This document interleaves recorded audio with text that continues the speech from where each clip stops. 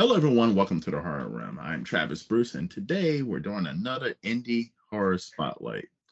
I have the director, writer, and actor in a new horror movie that's about to come out as we speak.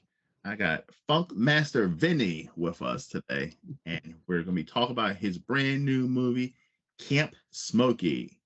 Funk Master Vinny, what's up, my friend?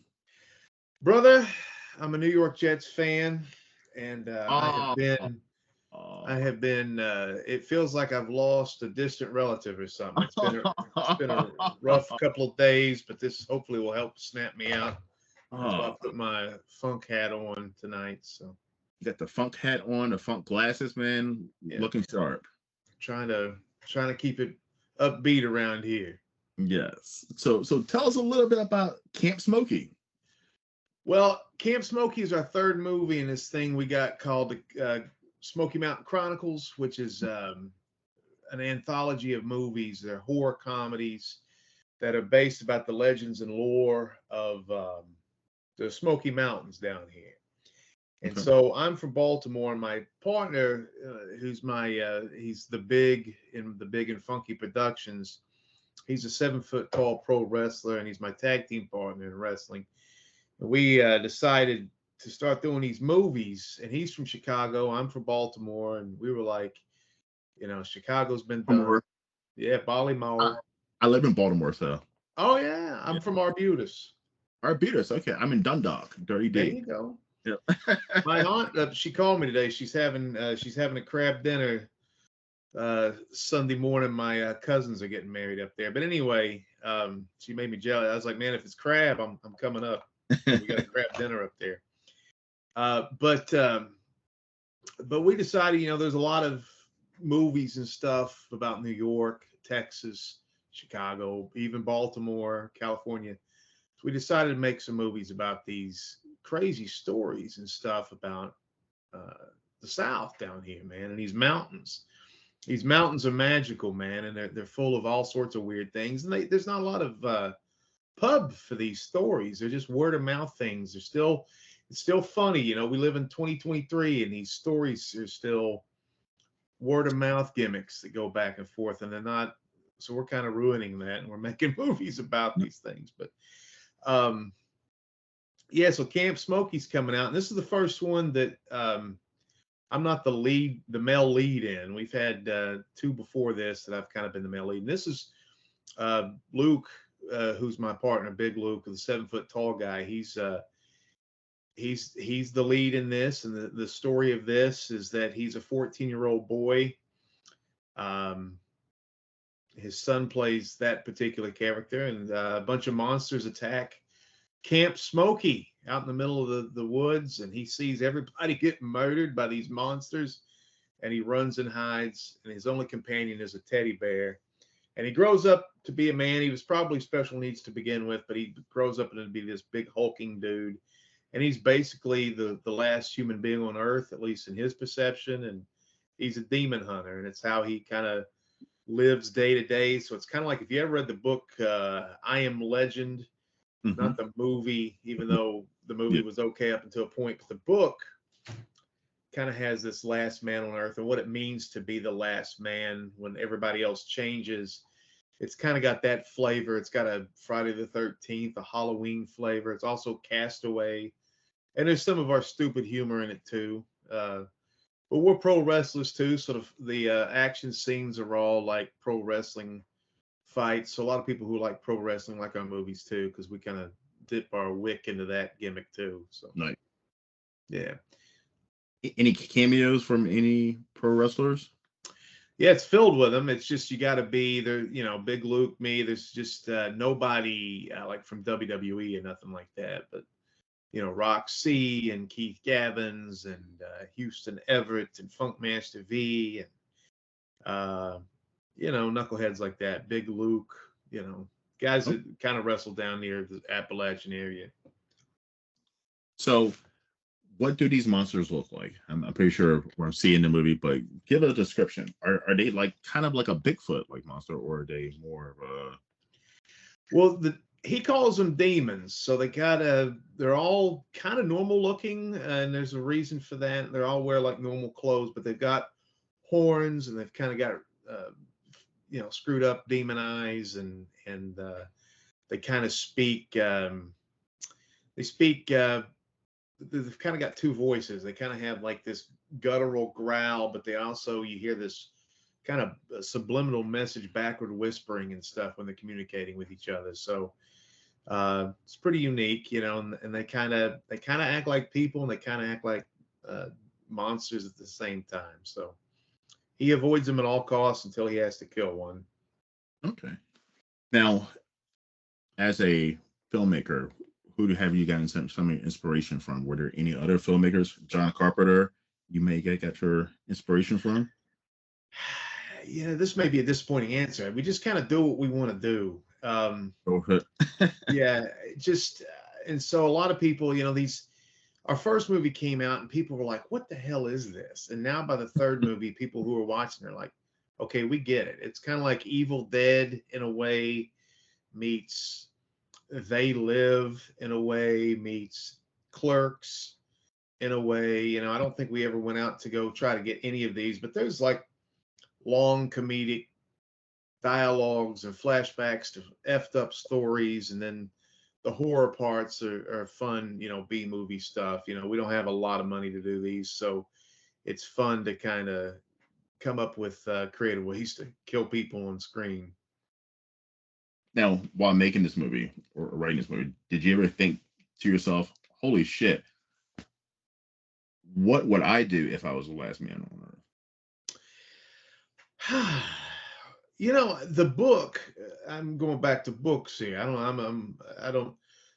Losers read books. Who reads books anymore? But the book I Am Legend is really, and I'm not cool enough to read books. I had the audio book, and I think it was Charleston Heston. So it was like, I woke up this morning and had a cup of coffee and looked out. And it had this goofy old guy voice. But anyway, it's lonely as shit, man. I mean, and I think that's what we tried to portray in this movie. And we got, a couple reviewers and a couple people in the group that, what do you think? We put it out there and they were like, I feel bad for this guy. So as a director, you kind of want, it's 2023 and even down in Appalachia, there's shit everywhere. There's motorcycles in the background, people shooting off shotguns. You got highways and you're trying to shoot these shots. It's funny. We actually shot, I don't know if you know what a hurricane town is, but a hurricane town is a town that has been hit so many times with hurricanes that basically everybody says, fuck it. And they just leave. It's a ghost town, really. And so we, before we did these movies, we have a TV show that we do actual investigations, ghost investigations. And we were doing one in South Carolina, and we ran into this hurricane town called Fair Bluff. And we were like, man, this is creepy. This looks like something on The Walking Dead. And we went down there, and we had a very tight schedule. And we were there during rush hour. And even though it's in a totally abandoned town, the highway goes through there. So we only had like 3 hours to shoot the whole city. And it's just like, I don't know, Teddy Bear, why did you bring me to this town? And it's because it's the South, everybody started honking their horn. Mm-hmm. Hey, people with cameras, and stuff. And you're just like, ah. So that got pretty frustrating. But we were worried about the illusion of, is this does this look secluded enough? Does this look lonely? And I think we achieved that. There was some, and you never know if you're going to be totally successful or not. But there was some cool tricks we did to make it look like, man, this poor schmuck is a lonely mother effer. And this is a guy in his 40s now, and he's never touched a boob. And so one of the gimmicks, if you look at the album cover, good God, if you look at the DVD cover of the movie poster, there's a demon girl who's buxom and pretty cute, and he starts getting lonely. And if you ever read the book I Am Legend, there is a girl in that too, and it's kind of like the same flavor of what do you do when you're completely alone and there's this transspecial attraction between people. So it becomes interesting. Let's just say that. I can imagine. Now, I mean, it gets to that point where if you're in a situation, I'm like, boy, the way you describe it, like, do you even want to live at that point? Yeah, I think this Luke's portrayal of this guy is, I think he's too. He mentions there's a couple of voiceovers, narration points. I think he's extremely lonely, but he's a bit touched, so he's still worried about playing games, like he plays Uno with the bear, and he tells stories, and he's like acting out parts, and he's having a good So, time, and he acts well, like a kid, but it's starting to catch up to him that he's getting pretty lonely. And he talks about his dad, and his dad wasn't a good guy. So yeah, I think yeah, I don't think if this actually happened, dude. I've always said, man, if the zombie apocalypse ever happens, I'm just going to go out with a stake around my neck. I'm not going to live like that. Oh, I found a half-eaten bag of Cheerios that are 4 years old. Oh, good day today. Nah, I'm not dog going. food and shit. Yeah. Yeah, I'm not going down like that. Yeah. I totally agree. That's no way to live. Yeah, and you find a girl, you fall in love with her, and you both smell like ass. What do you do with that, man? There's no soap. It's too medieval, man. Breath stinking, Yeah, coochies, everything's just stinking. Yeah, I mean, yeah. It's just yeah. kind of total. No, it ruins it all. Ruins it all. So you were saying that there's a lot of killings in it. What's the gore level? Our stuff is pretty light. This is the most horror out of the three movies we've done. This is the most horror there is. We probably have the best horror kills. I watched it with a couple of people who watch horror movies, and they were like, you could tell they were kind of tensing up a couple times, but it's not a slasher at all. It's a horror comedy, so there's a lot of humor to it, and it's light. But there's a couple. My favorite is probably when he grabs a guy by the head and he squeezes his head like a watermelon and it goes everywhere. That's a pretty good. This he's superhuman strength for some reason, and he could do some pretty gruesome stuff like that. Awesome, awesome.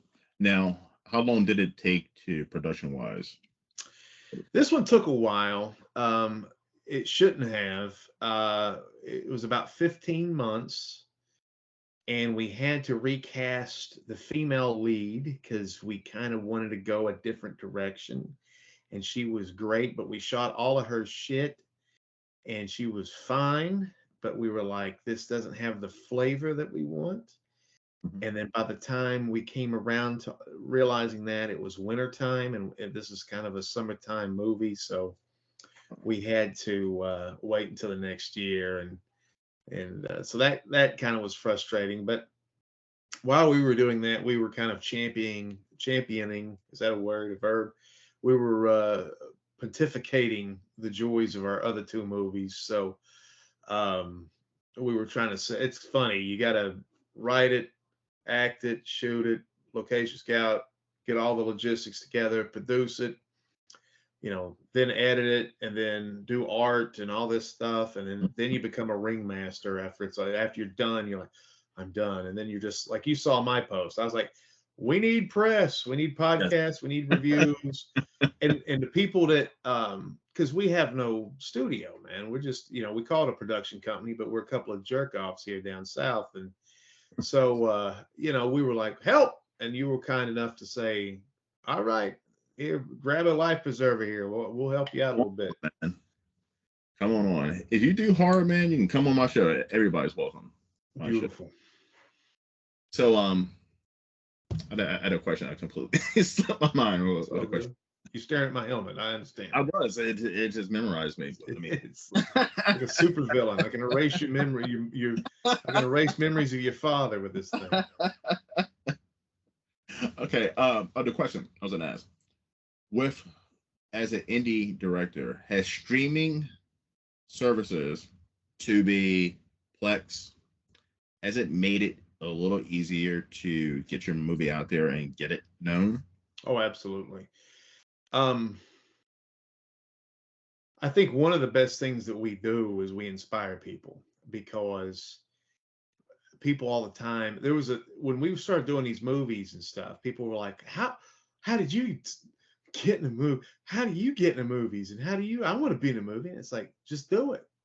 And they have this dumbass look on their face. And we are unique, our little group, because we have 80 some odd people. We have heavy metal guys, we have rappers, drag queens, furries, pro wrestlers, comedians, magicians. You just go down the actors and actresses, and you go down the list.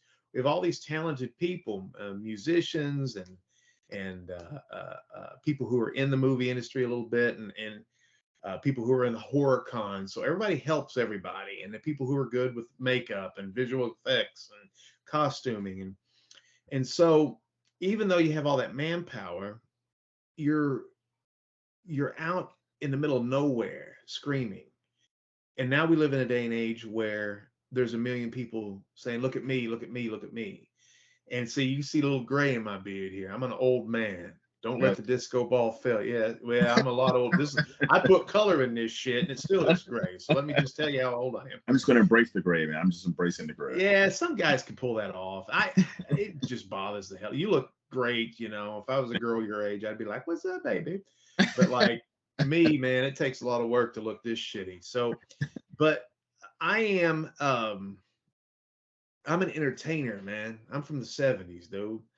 I It's in my DNA. I've got to perform. I don't have I'm an entertainer. I was a pro wrestler. I was a bass player for a funk band and hip hop band for 12 years. Radio, stand-up comedy, acting, television host. You know, I've done all this shit. And now we live in a day and age where everybody wants to be famous on TikTok, and there's nothing wrong with that. And it's not nothing wrong with making 12-second stupid couple videos or every girl bouncing up and down the same way.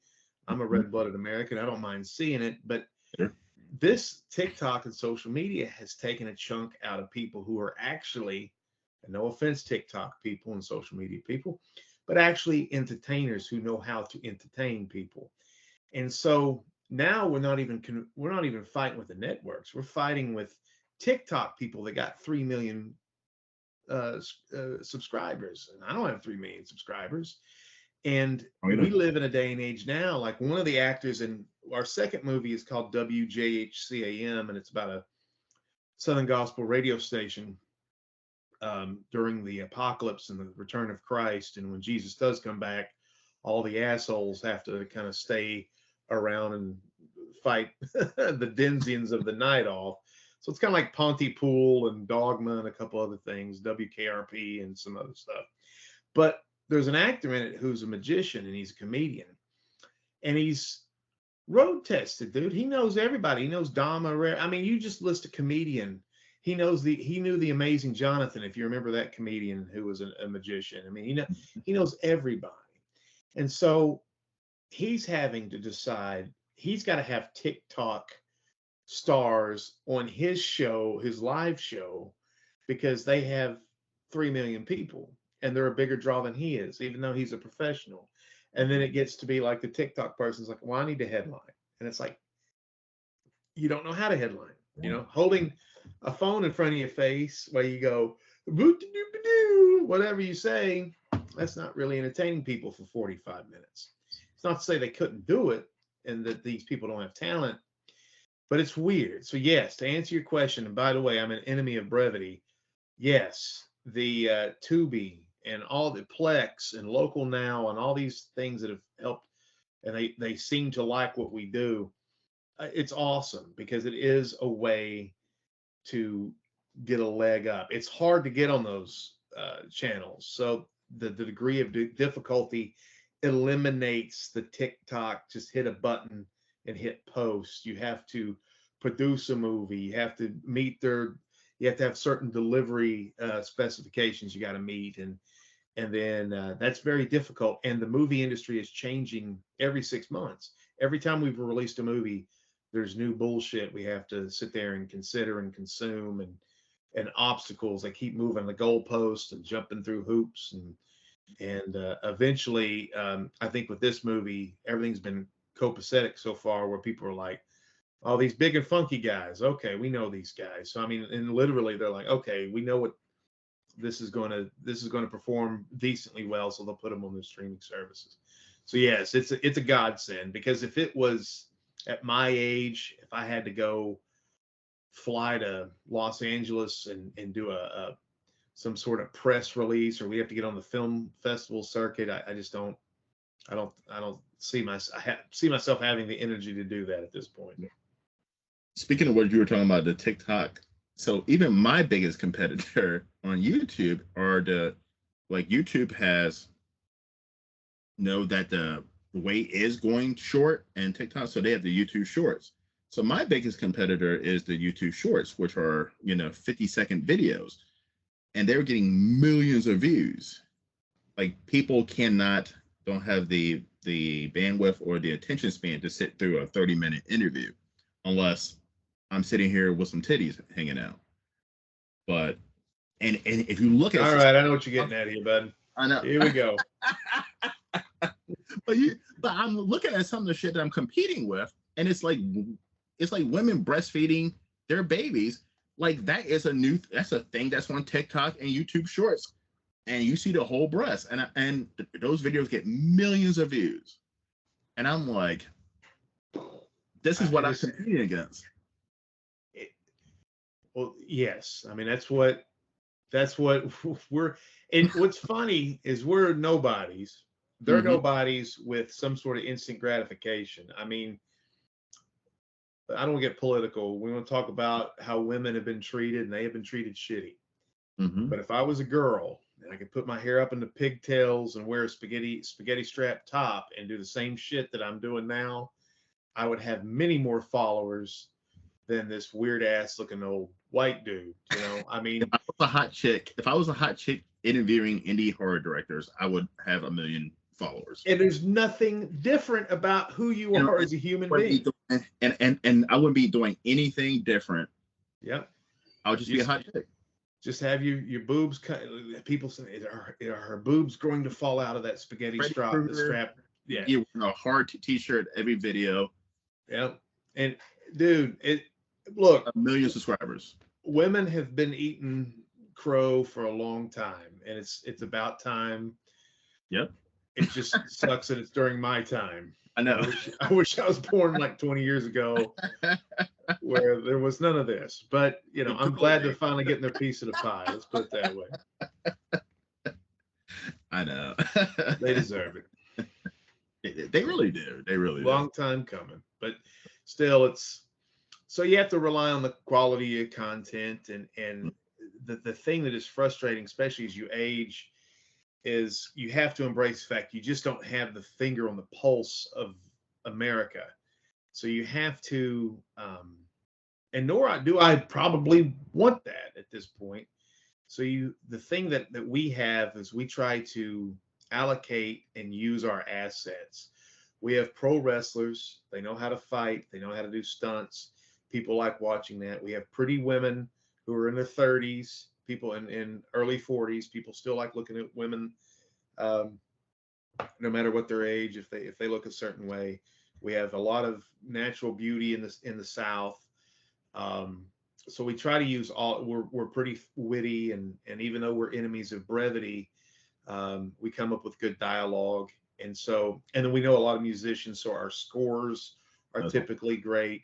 So, and it's been a slow burn, but I'm now getting people going, hey man, I love The Hike. And The Hike was released 2 years ago, and now it's starting to come down. And now people are like, this radio movie, man, I love this movie. Why have we never? And it's like, yes, tell your friends, get everybody, and now we've opened up a store and we're starting to move some stuff. And it seems like it's moving. And the way that we had this plan was, I wanted to release 3 movies, because having one movie, it's like, get the hell away. Who cares? You have 2 movies. It's like, whatever. Somebody died and left you a lot of money. You have 3 movies. And it's like, and they're all kind of an anthology, and they're all like, there's different parts in each one. Then it starts to become like, okay, what are you guys doing over here exactly? And that's exactly the energy that we're getting, which is kind of cool. That's pretty awesome. Yeah. By the way, I just want to do a quick shout out. The way you and I met was through the Slasher app. And I don't know if anybody who's not if you're if you're into horror, if you're in the indie film industry in any kind of way, you need to be on the slasher app. That's where. Well, I- you know, Okay, but I say something bad. Okay, good. What? no. Okay. It's great. Slasher's great. Mm-hmm. Um, so there's one reviewer for a website called Horror Nation, and I'm saying horror. I got a Baltimore thing. I always sound like a whore. My grandmother's a whore. I'm saying Horror Nation. horror. Yeah. Horror Nation, not horror. That's a different website altogether. Um, and I love their flag, the Horror Nation. They really put a lot of thought into it. But anyway, Horror Nation.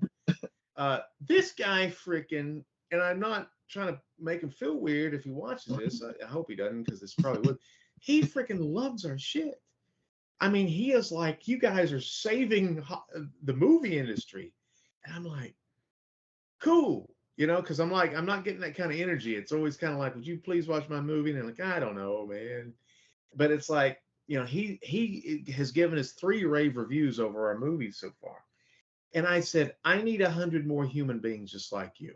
How? And he said, go to Slasher Man.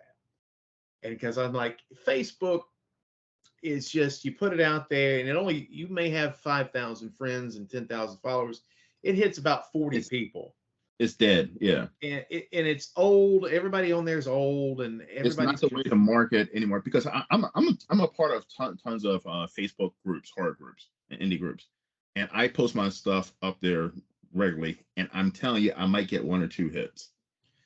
absolutely. I spent 30 minutes today posting about stuff, and I got like 3 likes, and I've got 5. I'm in part of all these groups, Mm-hmm. and now I'm just doing it to piss people off because there's people I know Yeah, that don't like me. me So I'm too. just like, but Twitter doesn't really work unless you're super famous.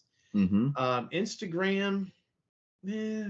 I mean, and so TikTok is great, but not everything that I'm doing is a video. And sometimes TikTok you can get 6 or 7,000 hits. YouTube and Facebook don't play well together, so it's tough. We live in a kind of a tough time right now to try to figure out how to market and get our entertainment out there. And it feels like I'm always buried on YouTube anyway.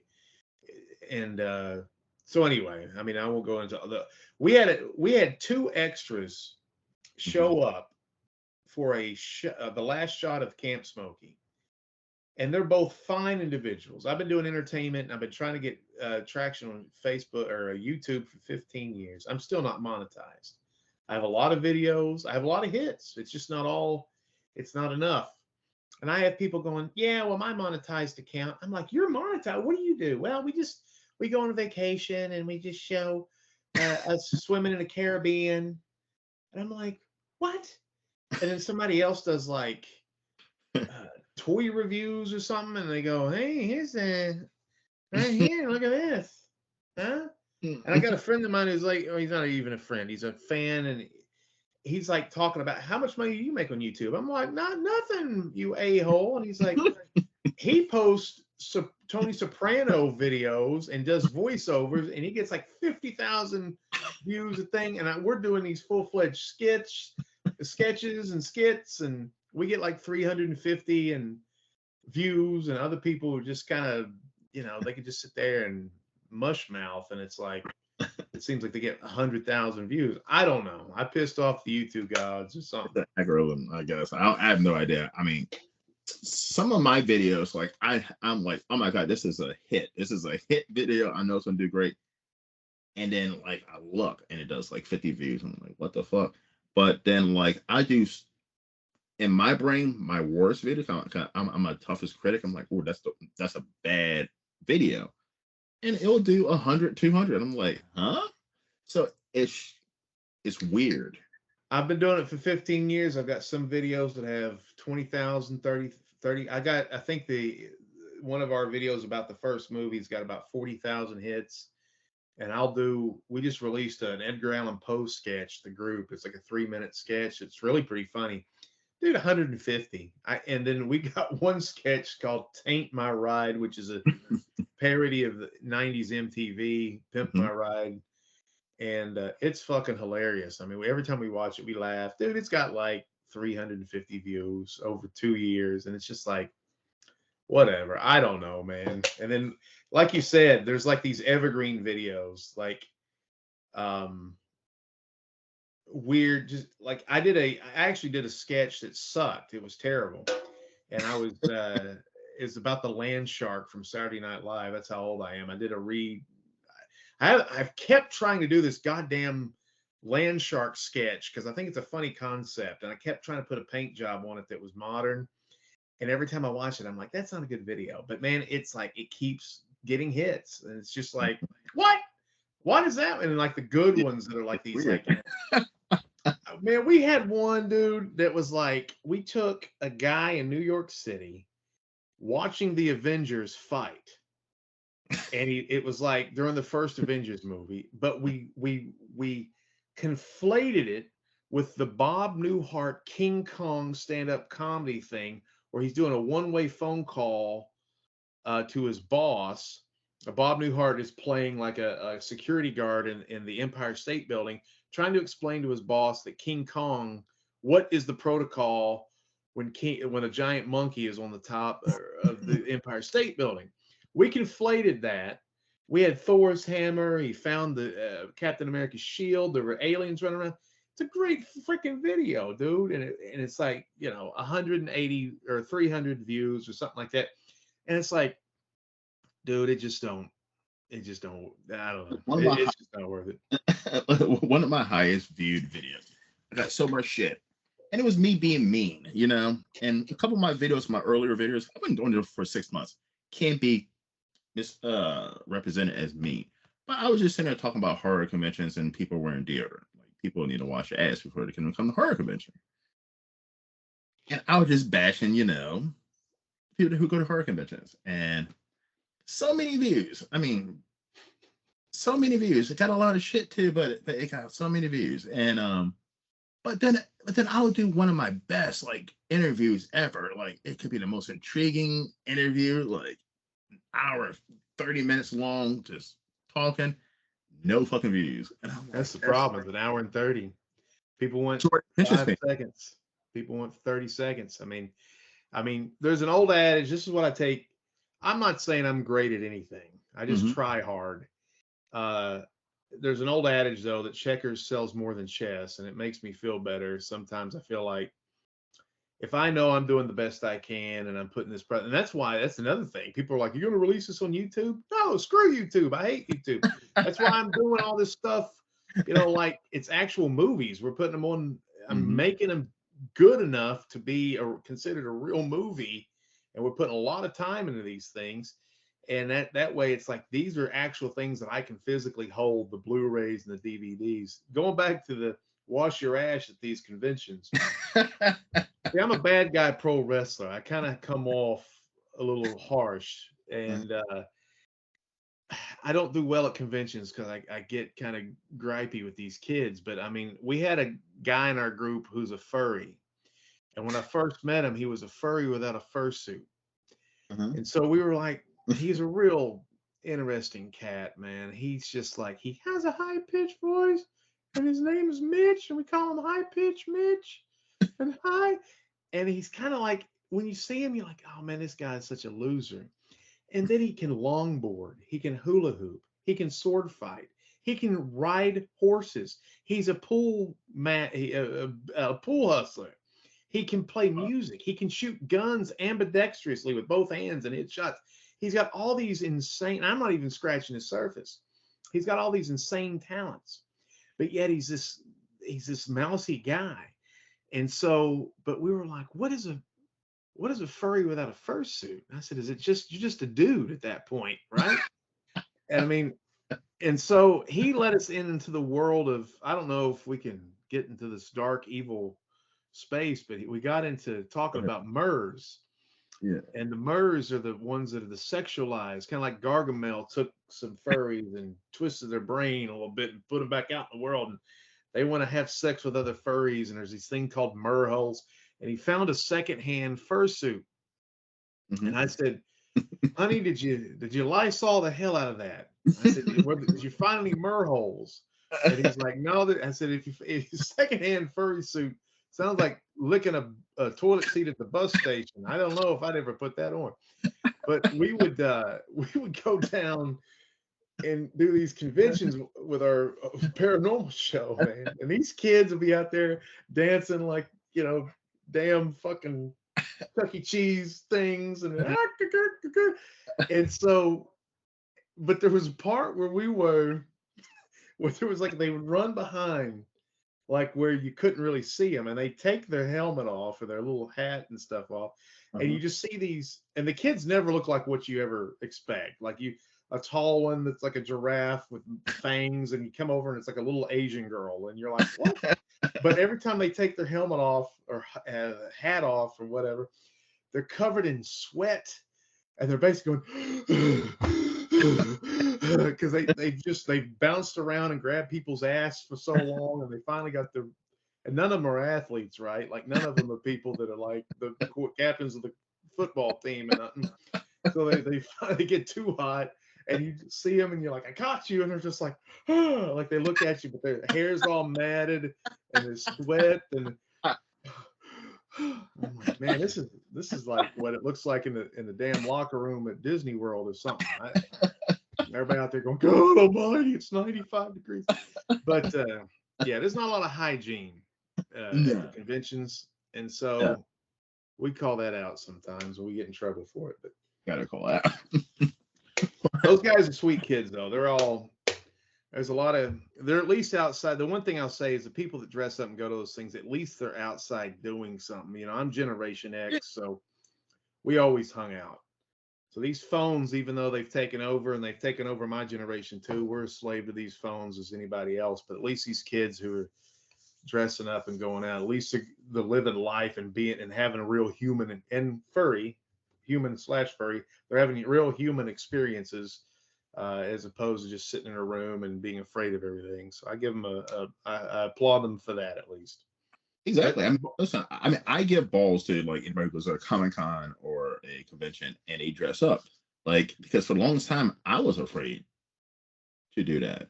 And I was like, 2 years ago, I was like, you know what? Fuck it. I'm just gonna do it, And it's fun. It's fun to like not give a fuck. Yeah, I mean, that's my secret power. I mean, I'm wearing a disco roller derby helmet on your show, and people are like, who the hell, what is this? But I mean, I'm a pro wrestler. This is part of my, and so being a pro wrestler is a weird conflation of playing dress up and then also being a badass at the same time. It's like I, go out in these mink coats with these weird looking, whorish looking women, and we're all wearing bizarre looking outfits, and nobody says boo. They're like, hey, Funk Master V. I'll tell you what's weird about the world today, man. I've been wrestling for a long time. I had a match last weekend, and so I'm a bad guy. So I get beat by this scrub dude. I beat the shit out of him for like 10 minutes. It was at a festival outside, 90-degree heat. The mat was 100 and something degrees. Actually, my boot melted. Part of my boot melted off. It was so hot outside. And so my finish is a figure 4 leg lock, which is submission hold applied to the legs. And the kid reversed. I beat the hell out of him the whole time. He reversed the move, and he put me in my own finisher, and I tapped out to my own finisher. And the whole crowd was going crazy because he was one of like Harriman's own and stuff. And so going back to the back, I'm limping, and I'm like, and people are like, you suck, Fuck Master V, you suck. And I look at him, I'd be like, my knee, will you pray for me tonight? And everybody went, yeah, I will pray for you. And I'm like, what? And then I go to somebody else, my knee, I broke my knee, will you pray for me? And they were like, yeah, we'll pray for you. And I'm like, what has happened to the world, man? No, normally will you do that? People are like, screw you. That's what you get for messing with our town. You're the hill. Yeah. And people are like, yeah, we'll pray for you. And I'm like, what? It's just the world has gotten weird. It's like, I don't know. People, so let me just say, if any of those people, which those people probably don't even own a computer or a phone that connects to the World Wide Web, but if you watch this, it's okay to yell at the bad guy at the pro wrestling show. But tell him when he asks for prayers or cash or to touch your wife's boobs, just tell them to go jump off a bridge, man. Go That's fuck probably off. Yeah.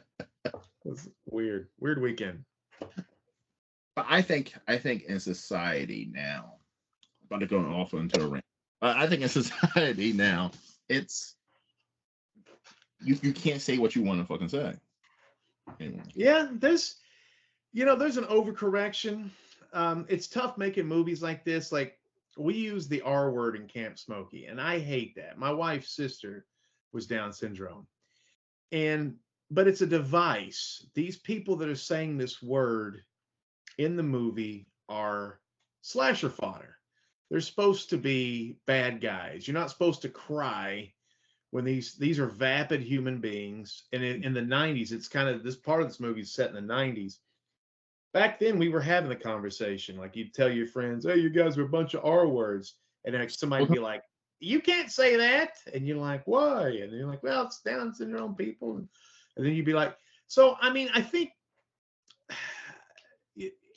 you have to." And I think that's why some people like our stuff. I'm not going out here trying to be offensive and using offensive language and stuff. Uh, but I do want the conversations to be real. And there are, just because a filmmaker puts dialogue in a movie doesn't mean he's approving of that. And I think that's where a lot of people get confused. You watch Breaking Bad, if you watch Mad Men, if you watch The Sopranos, and if you like the main character, Dexter, and all these things, you're not getting the point. These are bad guys. Mm-hmm. It's an anti-hero show showing you bad people doing bad things, and you should not want to emulate these people. So same thing. You can't have. It's so weird. Americans are so weird. We're still fine with someone getting riddled full of bullets, and we're still fine with watching people shoot one another or kung fu fight each other or stab each other with knives. But now we got to be real polite with the words. You want your bad guys to be polite with words, but they can go shoot anybody, but they Yeah. can't shoot a dog. That's off limits. That's too far. They can shoot a human being in the head and a Mm-hmm. child nowadays, but we can't say the R word or something, So, and I don't want anybody to get their feelings hurt or anything, but there's evil people out there, so they say evil things, and you have to, in the first movie, A Hike, it's about a Cherokee um, legend. Her name was Spearfinger, and she would shapeshift. We actually did a paranormal investigation trying to find Spearfinger, and we actually caught evidence. We thought it was going to be a big waste of time bullshit thing, and we caught evidence that was real compelling. I'm not saying we found Spearfinger, but we found things that were trying to purport that they were Spearfinger or whatnot. Anyway, I digress. The girl that plays Spearfinger in the movie is part white, part black, and part Native American. However, going out into the world, unless you really look at her, she lives as a white person. She has really light skin, but she does, if you look at her cheekbones, she kind of looks native and stuff like that. And I got calls from people from Hawaii, and of course they're all white people because they're the ones that get pissed off at this type of thing. But they're like, "How dare you have a white person playing a Cherokee or whatever?" And I'm like, "Do you not even? I mean, dude, and we even say in the movie she's not full-blooded this or anything like this. The girl that, but it's like, man, are we wasting our time on this? What it what is the litmus test? And one of the guys was from Hawaii, and I was like, "You're in Hawaii, man." And I saw the phone number. Are you in Hawaii? Yes, I am. And they called my number to complain about the movie, and I was like, "You're in Hawaii. Why do you just? Aren't you guys supposed to be surfing and stuff and taking it easy for the rest of us? Just take it easy, chill." I said, this is the weird thing too. I tried like hell to get Cherokee actors to play in the movie, and I couldn't get anybody to do anything. So it was very difficult. I had to drive like 300 miles to get natives that are actors, and they weren't the greatest. But I wanted some sort of Cherokee flavor in there, even though they weren't Cherokee, they were another tribe. But you know, to I try to be a good person, and I try to get people of color in every movie, and I try to show acceptance for religions and sexualities and stuff. But you can't. God, we're just in such a weird time right now. I know a couple black filmmakers who are like, I just want to make a fun movie, and they're always, when they talk to people, producers and stuff, they're like, well, can we make this a story about, something pertaining to being a black American? And they're like, I can do that eventually. I just want to make a GD monster movie. I just want to have fun. I don't want it to be a sermon. And I think there are times and places for that. And I preached on the second movie about something that's important to me, but movie one and movie three are completely fun. And I don't think we need to freaking light torches every time we create some art, and sometimes loose dialogue is important. And I'll tell you, I'm Gen X, man. I grew up in Baltimore. I was raised around people of all ethnicities. I was in a mixed hood. I came down to Tennessee, and my dad was a hillbilly from Tennessee, and uh, I had some white ideas, and I got a job one day being a mentor for at a Christian like after school program or something. It was over in a church, and every kid there was African American. There was nothing else, and all the staff was too. And I would sit there and talk, and I would say things, my opinions about social political things, and they would not sit there and say, "You piece of shit, get the hell out of here." They wouldn't say, "How dare you say that around me?" They would say, "Vinny, have you ever thought about this?" And they would say their case, and I'd go home and think, "Shit, I think they're right about that." And I'd come back, we'd have more dialogue, and I'd say something, and they'd be like, "You're right about that. I haven't thought about that way." And so this is what Gen X was supposed to be, man. We're supposed to cross these bridges. We were in a melting pot. We're supposed to wear on each other. And so I would leave, and I feel like I was a better person. And I was the only white member of a group called Men in Black that was on the east side of Knoxville that was trying to help out black folk and the problems in that part of the city, because they isolated a lot of issues in that part of the city. Never knew that before. I didn't live in that part of town. And first dead body I ever saw was driving a bunch of school kids in a bus, and it was their dead body laying out in the street. And the kids were just like, "Oh, look, a dead body, blah, blah, blah." And they didn't even care. And I was sitting there going, "Oh my God," because that was something they saw all the time. And so, anyway, not to get all weird and stuff like that, but I think um, when you're an artist and you're trying to make films, and I don't vote one way or the other, because I don't think either one of them do anything for anybody except empower themselves. When you're trying to just be a decent person, you're trying to make art for people to enjoy. You sit there and look at stuff, and you try to, um, you sit there and go, "Is this too far? Is this funny? Is this, if we do something bad with language or an attitude, does this person get comeuppance at the end, so we can kind of say, hey, kids, don't, this is what happens when guys like this do this type of thing." So, but it definitely is a dialogue now, and it's very, and the funny thing is we shot. I was in another movie called Vinny's Fantastic Rock and Roll Adventure.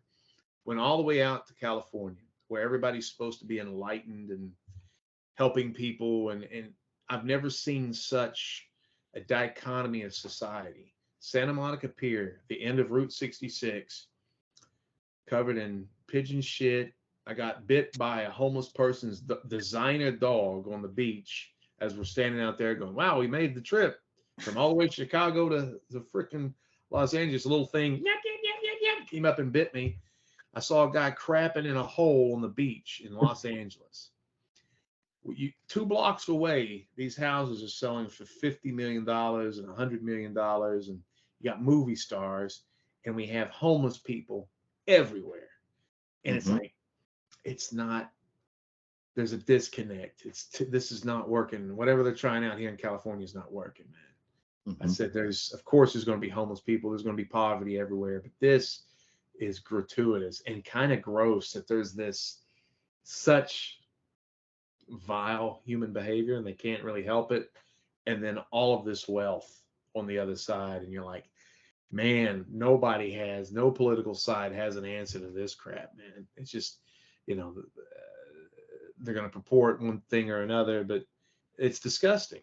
And, I was very sad with how gross LA was. Because it's supposed to be Hollywood.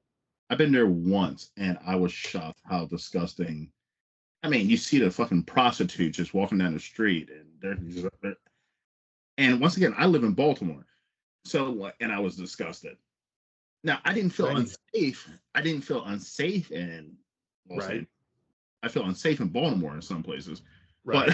But I didn't feel unsafe. But it's definitely disgusting because you'll see on one side of the street poor people, and later on the other side of the street, rich people. Literally, I mean, filthy rich. Not and you see these. I don't mean to cut you off, but you see these celebrities all the time talking about helping people. Yes. And they go out there and it's like, we need to help everyone, and we need to. It's like, mother effer.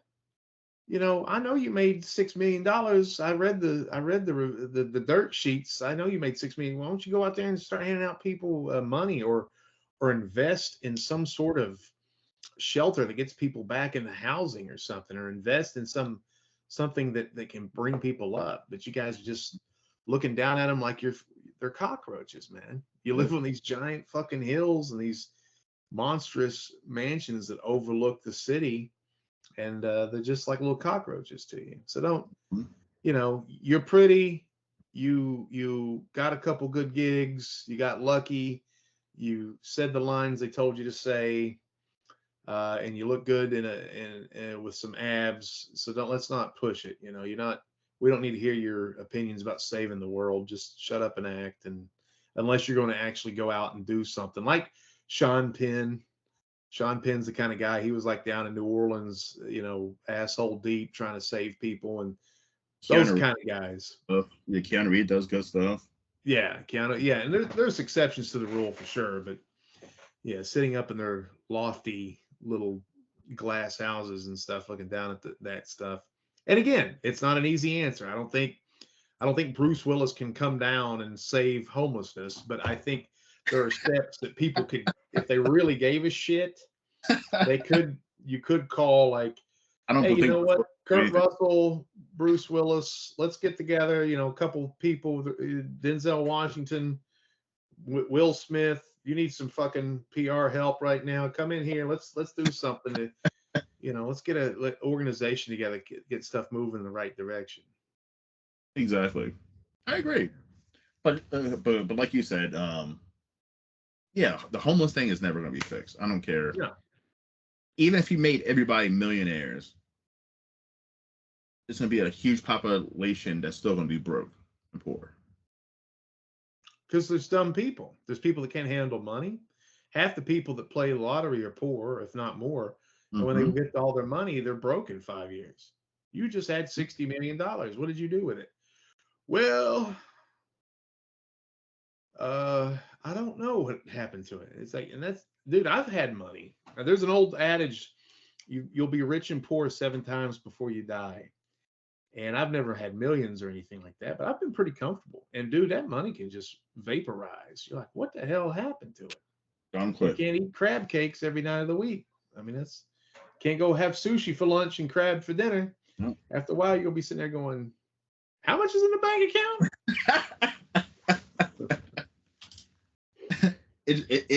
It does. It goes and comes quick throughout your life. It goes and comes. Yeah. That's why I'm at this age now with movies. It's like I could take this money that we use making these movies and put it in a 401k or whatever. But dude, when I'm dead, I'm not going to sit there and go, oh, look at that beautiful pile of money over there. I want to have a life and adventures and stories, and part of my stories to live on and stuff like that. So I'm the same way. I'm a adventurer. I like to have life stories to tell compared to material things. I've never been a material thing guy. I've never been a fancy car guy. That stuff is not. It's never been important to me. I wonder if that's a Baltimore thing. Well, I'm not from Baltimore, so I'm from North Carolina, but I've been Oh, here for a long period of time. So oh, okay. maybe it is. I mean, maybe in the time I've lived here, I've become Baltimorean. I don't know. What part of North Carolina are you from?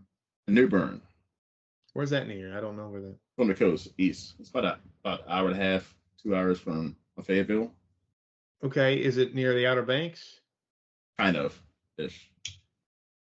My aunt lives out there. She has a store out there, but the Outer Banks is goddamn beautiful. Well, you'll find this funny. The two natives that so I told you in the beginning I'm a New York Jets fan. Mm-hmm. And 2 years ago, Zach Wilson, the quarterback, was going to be his first game, and we got excited. So there was a retcon fix I wanted to do with the hike, which was our first movie. And I wanted to include some Cherokee guys. And a friend of mine said, try these guys. These guys are rappers, and they look good. They're both good-looking dudes. And we went out there to do kind of this new opening for the hike because I didn't like the old one. And they couldn't act worth a crap. And I had to be a director and figure out how do I get this. And then in my mind, as I'm shooting them, I just need to get a couple of them, a couple of lines, and then I can do like a voiceover of a montage of video. And then the guy did have a good voice. He just was very nervous, and he was an amateur, and he was cool. But we got through it, and it worked, and the device worked, and it was all good. And then he started telling me about drones and portals, and he's like, "Look up in the sky," and he started pointing. He says, "You see them drones up there?" And I couldn't see the drones, but I was in the middle of the field in Bladenboro, North Carolina. Have you ever heard of that place? It's Mm-hmm. near yeah, Bladenboro. There's nothing there. There's these two Native American rappers, and that's it. They're just standing in the field. That's all that's in Bladenboro. So I dropped bird shit on one of the natives' hair, and it was cottage cheese and blueberries, Mm-hmm. and he was about to tell the secret of how to defeat the monster and this is the beginning of the movie. If this Uh-huh. ever happens, this is what you got to do: hawk noise, bird shit on his beautiful black hair, and then his friend who doesn't say anything the whole time just laughs in his high pitched laugh. It's funny as hell. So, and he's just like, oh, damn it. So I'm feeling guilty. This man has beautiful black hair. I can't get the cottage cheese out. I'm trying. I put my keys on the hood. I'm wiping the hair. Oh, man. So we're talking about drones. We're talking about ghosts. We're talking about portals and stuff like that. And we're just having a big old time, like me and you are tonight. Mm-hmm. Well, sunlight goes away. It gets nighttime. We were running out of. I stupidly wanted to shoot in the golden hour. They were having a hard time with the lines. We finally got there and it worked. But anyway, time to go. It was good seeing you. God bless you. Thank you for your help. I'm going to go see the New York Jets tomorrow in Charlotte. But right now I'm in Bladenboro, North Carolina. I get in my car and the little containers of the fucking cottage cheese goes off my rental car. And I'm like, I just littered in front of Native Americans. This makes me a very bad person, but I don't want to stop. So I drive to a gas station and I'm covered in sweat. It was just one of those, it was September, but it was just sweaty. And go in, Bladenboro gas station, all sorts of hijinks happening, and drugs and prostitutes and who knows what's going on in this parking lot. I come back out, turn the car on, does not come on. Turn the car on, does not, what the fuck? Turn the car on. The key fob with the cottage cheese had slidden off the hood into the field 2 miles that way. And I can't start the car. And I was supposed to see a friend of mine who just had a baby. I called her. Her husband comes up. We, for 2 hours, walk everywhere trying to find that key fob. Could not find it. Just got exhausted. I was like, Jesus Christ. I called the tow company. Where are you? I'm in Bladenboro, North Carolina. Where? look at the map. I'm talking to you, Enterprise or Hertz or whoever the hell it was. I'm like, don't you have a computer? They're like, oh my God. They're like, there's nobody around you that's a tow service. I was like, what am I supposed to do? And they're like, well, we'll just keep trying all night long. And I had to spend the entire night in a rental car. I was covered in sweat. The windows were down. Now I'm freezing. And I'm in the back seat going, I only have one shirt because I'm stupid enough. I thought I was going to buy a New York Jets shirt at the Carolina Panthers game the next day and wear that. And so the next day, a guy from New York who lives in North Carolina tows me to Fayetteville. If you've ever been to the Fayetteville airport, it looks like it was bombed by terrorists. I mean, there's always there's always road construction and there's like shit falling out of the ceiling. You're like, how am I supposed to trust a plane coming out of this place? The key fob itself, there were two keys attached to one piece, which that's the dumbest thing in the world. Why do you need two keys? It was $500 to replace that. Why do rental cars do that, by the way? Yeah. They should give you two different keys. And both keys are on one fucking. And when you lose them, pal, you got to buy two. Yeah. And it was $500. And then I had to get to the Panthers game, the Jets-Panthers game, and I'm driving like a maniac. And the thing I don't like about North Carolina is your interstate systems suck. I was in Fayetteville, which is not a huge city, but it is a city. And I'm trying to get to Charlotte. I swear to God, I'm driving on a highway behind a chicken truck in 2021 with the feathers coming out that's going 40 miles an hour. And I'm like, I'm missing kickoff, you motherfucker. And I run into the stadium. And I see Zach Wilson's first touchdown he ever threw. Then I see Mekhi Becton get injured on that play. And then we got beat anyway. And it was the worst. Oh, it was an awful trip. But anyway, that was my experience with your neck of the woods down there in Fayetteville near Bladenboro. And it was worth it. But good God, it was expensive. That shot was expensive. It's a nice stadium. Say what? I said it's a nice stadium. It's a nice stadium. Much better than MetLife Stadium. MetLife Stadium is really bland, but yeah, the Panthers Stadium with the Panther out front, that's really cool. Yeah, and but yeah, I'll probably never go back to Charlotte ever again in my life. I can help it unless somebody's paying me a lot of money. I had just too much PTSD. Well, everybody from Maryland flocks down to North Carolina now because I guess they don't go to Ocean City, Maryland. So I guess they're afraid to get stabbed. I like Ocean City. But they all flock down to the Outer Banks. That's where everybody in Maryland flocks now for. My aunt's from Baltimore. She has a shop in Duck or Kill Devil Hills or whatever. It's one of them things down there. But they all flock down there. So like, yes. But I have no problem with Ocean City, Maryland. I like Chincoteague and Assateague. Those are my two Maryland beaches.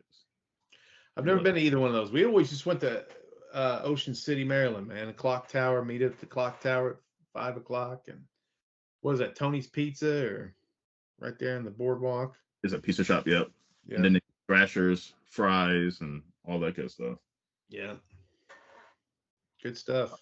Oh, but by the way, we're talking about the Slasher app. It's a great app. But it's kind of fucking weird because you just get all these fucking friend requests out of the blue. But these people, so we accept them, they don't want to talk to you. It's kind of that's the way of the world now. They want to appear social and they want to build up a bunch. I don't know. I think everybody thinks they're. I don't know, man. It's weird. I mean, you'll see a friend. And they'll send you a friend request that you went to high school with. You're like, hey, how you doing? They look at your gimmick and they don't even say nothing. It's like, why did you befriend me? Just because you want to snoop and look at my pictures or something? I mean, what is that about? So yeah, it's weird. People are just bizarre. They're so bizarre. But that's why I have such a small friend list. I mean, even on my Facebook, I'm like, why do I have all these people who I don't even fucking associate with? They don't associate with me. They don't like any of my stuff. Like, what's the point? They're just and when you get so many people, the people that you actually are acquaintances with or you're friends with, they slide out of your universe, and you never even. So now you got a bunch of weird housewives that are like, I saw your ass in your last movie. Thanks. But now that's a weird universe I'm in now because I'm but it's not a weird universe. Sorry, but I'm getting a lot of directors and filmmakers sending me friend requests, and now I'm my feed is now every indie horror movie that's ever coming out. Well, that's kind of cool for you, right? It is cool. Yeah. So at least it's working somehow. I I don't know mean, if it's it's a lot better than seeing people's kids run around to the beach for the 100th time. yeah. But I don't even like looking at my pictures of my own kids. My friends are showing me stuff. I'm like, I swear to God, I think God's deepest love, and they didn't have this in the Bible, or it would be in the Bible, but the way you show love the most is going to your preteen daughter's soccer games on Saturday morning. We're like, why are we here? She's chasing a butterfly. That kid's going to score. She cried half the time we went there. There's some guy, some white dude. It's like, God damn it. Cover two. You're like, cover two? It's not the fucking Tampa Bay Buccaneers. They're not playing football. What are you talking about? So anyway, it's funny. it's just and then you find out years later when she goes, I only played because you wanted me to. And I was like, we should have had a conversation. You could have been sleeping in on those Saturdays. Yeah. It's like, I want one of my children to have memories, and I just like the memories they have. They're like, I didn't want to do any of that. That was awful. It's like, well, you should have just said, let's just sleep in. So true. Funkmaster, Vinny, this has been an amazing conversation. So where can everyone find you? Well, right now I'm on the mothership, and I'm just kind of perusing over the Smoky Mountains right now. But if you want to find anything social media, the best way to probably do it is biginfunkyproductions.com, and that's an N, not and. Big and Funky Productions. That's the hub for our paranormal show. All these movies, comedy sketches that we've done and stuff like that, and music and wrestling. But right now we're focusing on these 6 stories about the Appalachian Great Smoky Mountains. So biginfunkyproductions.com. Facebook, look up Vinny Vineyard or Funkmaster V, either one. And I'm on, Twitter, Instagram, all that horse crap too. But if you want to check out our movies, look up with the hashtags, Smoky Mountain Chronicles or Big and Funky Productions. And we've got 2 right now called The Hike and WJCAM, which is by the Southern Gospel radio station. That's out on Tubi, and that was the highest rated horror comedy of 2022. We're very proud of that one. And it is a comedy for the first 75% of the movie. A lot of people are like, "Oh, there's a horror movie," and then it gets bloody at the end. Don't get crazy. And then we got Camp Smokey coming out at the end of hopefully right before Halloween. But the DVDs have hit. And if you want to order a DVD, you just go to biginfunkyproductions.com, and for an extra $5, you can get somebody in the cast to autograph that jive for you and rock and roll. Awesome, brother. Awesome. Guys, check him out. Listen, man, this was absolutely fun, man. I didn't know how this interview was going to go because, like I said, this is my first slasher app person interview. I was like, is this going to be weird or something? But no, this is amazing. No, I probably shouldn't say this. I like horror movies. I'm a jock. I'm a comedian. I'm a musician. I'm a business owner. I'm a dad. I mean, I'm a lot of different things. I play old Atari games that are older than half the people that probably are on the slasher app. The horror element is just part of what we do. And but yeah, I mean, it's not like, I know there are people who are horror overload people, and there's nothing wrong with that. But it's just like they got mascara running down like they're Alice Cooper at 8 in the morning. Like, wow, that takes some commitment there to look like that. You wear a horror T-shirt every single day of the week. Yeah, black. So I am wearing black, but this is. I saw your mama dancing at the Claremont Lounge, Atlanta, Georgia. If you've never been, check that out. So. Definitely. Yeah. Yes, I always thought. By the way, I always thought that I was like, I should say to people, I'm the biggest horror fan. The biggest horror fan. Has all this autograph shit, like all these collectibles, fucking socks and shit. But then, I started like I did it. I started this YouTube channel, and it put me down a weird dark hole. I had to go down this weird dark hole of joining these Facebook groups, and I'm like, yeah, I'm not that big of a horror fan. Right. I mean, and that's I've been on some of these things, and people have like, "What's your favorite style?" Like one of the questions, some of these people who don't really know who I am, they'll be like, "Well, what's your favorite genre of horror?" And I'm like, "I like horror comedies because I think that takes a lot of talent, like Tucker and Dale and Evil Dead and stuff like that. I think those are God how you conflate two genres like that, and that's kind of what we do, um, like Tusk and things like that. I think that's what I like. I don't like seeing somebody sawing a human. I don't know. I got too much Jesus in me or something. I can take somebody dying. I just don't want to see somebody in pain. And I Mm-hmm. know there's some things that like torture porn and stuff. I'm just not into that. And Which is like if I really was big now, and that's not for me. Like the the torture what porn. now? I said, I said the torture porn, like terrifying and all that stuff, is really big right now. I can't really take that like full time. I can't watch. There's no way I could sit through and watch that on a continuous basis. I just feel like it's going to put me into a dark. It's going to take me into a dark place eventually. Man, I don't want to get too weird on this show, but I mean, I think there's something spiritual sometimes to that because it's like if you what you put in your mind stays there forever. And there's silly like The Purge, The Hunt, stuff like that, horror, that kind of horror stuff. I can take because it's not real. But like you get, and even some stuff like I like Texas Chainsaw Massacre. That's done very well. And there's some of that the slasher stuff is good is great. It's great. But I think the inference of violence is more powerful than actually watching the violence sometimes, and the terror of what if and unknown stuff. That's why I still think, of course, I may lose cool points to this. I think the Blair Witch Project is still an effective movie. It is. I know it's a herky jerky mess. You'll probably you need to take your your seasick medicine before you watch it, but I think it's an effective movie. And I watched it not too long ago, and I was like, how does this hold up? And it wasn't the best movie in the world, but they shot it for like $5, and at the end of it, I felt tension. I thought they did a good job, especially with how they shot it. But anyway, going back to what we're talking about, yeah, there's some stuff out there that's real dark.